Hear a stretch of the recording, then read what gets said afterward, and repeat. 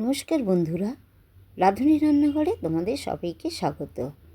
আজকে দুর্দান্ত একটি এঁচোড়ের রেসিপি রান্না করে আমি তোমাদের দেখাবো। খাসির মাংস কিন্তু এই রেসিপির কাছে হার মেনে যাবে। তাহলে চলো দেখে নিই আমি কীভাবে এঁচোড়ের রেসিপিটা বানালাম। এঁচোড়ের রেসিপি বানানোর জন্য প্রথমেই আমি এখানটায় এঁচোড় ছোটো ছোটো টুকরো করে কেটে জল দিয়ে ধুয়ে পরিষ্কার করে রেখে দিয়েছি। আর এখানে নিয়ে নিয়েছি আলুটাকেও টুকরো করে কেটে ধুয়ে পরিষ্কার করে রেখে দিলাম। প্রথমে আমি এঁচোড়টা সেদ্ধ করে নেব। তার জন্য এঁচোড়টাকে আমি গ্যাসে বসিয়ে জল দিয়ে কিছুক্ষণ ঢাকা দিয়ে সেদ্ধ করে নিলাম। এখানে মশলার জন্য শুকনো লঙ্কা, রসুন, আদা আর পেঁয়াজ নিয়ে নিয়েছি। গুঁড়ো মশলার মধ্যে নিয়ে নিয়েছি ধনে গুঁড়ো, জিরে গুঁড়ো, কাশ্মীরি লঙ্কার গুঁড়ো, হলুদ গুঁড়ো আর স্বাদমতো লবণ। কড়াতে সর্ষের তেল দিয়ে দিলাম। তেলটা গরম হয়ে যেতে প্রথমে আমি সেদ্ধ করা এঁচোড়গুলোকে একটু হলুদ আর লবণ দিয়ে ভালো করে ভেজে নেব। হলুদ লবণ দিয়ে আমি এঁচোড়টাকে বেশ ভালো করে লাল লাল করে ভেজে নিলাম। ভাজা হয়ে গেছে, আমি এঁচোড়গুলো তুলে নিলাম। এবার ওই তেলের মধ্যে দিয়ে দিলাম কেটে রাখা আলুটাকেও আমি লাল লাল করে একটু ভেজে নেব। আলুটাও ভাজা হয়ে গেছে, আলুটাকেও আমি তুলে নিলাম। ওই তেলের মধ্যে আরেকটু সর্ষের তেল দিয়ে দিলাম। ফোড়নে দিয়ে দিলাম তেজপাতা, গোটা জিরে, লবঙ্গ, ছোটো এলাচ, শুকনো লঙ্কা আর ডালচিনি।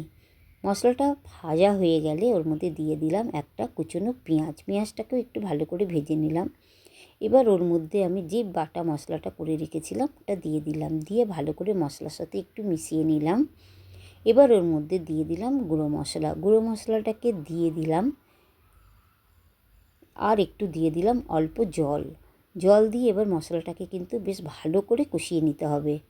মশলাটাকে আমি 2 থেকে 3 মিনিট ভালো করে কষিয়ে নিলাম। এবার ওর মধ্যে ভেজে রাখা এঁচোড়টা আর ভেজে রাখা আলুটা দিয়ে দিলাম। আর দিয়ে দিলাম অল্প একটু জল দিয়ে ভালো করে মশলাটা দিয়ে এঁচোড় আলুটাকে কষিয়ে নেব।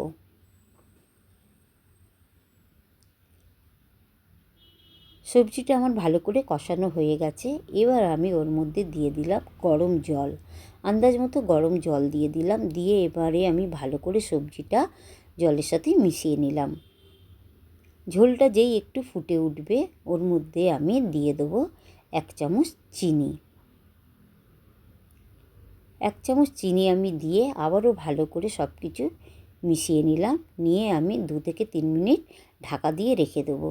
2-3 মিনিট পর ঢাকা খুলে আমি ওর মধ্যে 1/2 চামচ গরম মশলা আর 1 চামচ ঘি দিয়ে দিলাম। দিয়ে সব কিছু ভালো করে মিশিয়ে নিলাম। সব কিছু ভালো করে মিশিয়ে আমি কিছুক্ষণের জন্য ঢাকা দিয়ে দেবো। দিয়ে গ্যাসটা নিভিয়ে দেবো।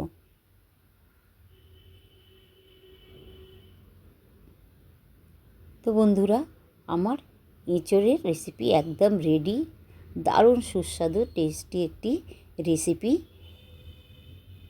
গরম গরম ভাত দিয়ে খেতে কিন্তু দারুণ লেগেছিল। তোমরাও এইভাবে একবার বানিয়ে দেখো, ভালো লাগবে। আমার রেসিপিটা একদম রেডি হয়ে গেছে। তোমাদের যদি ভালো লেগে থাকে তাহলে লাইক করো, শেয়ার করো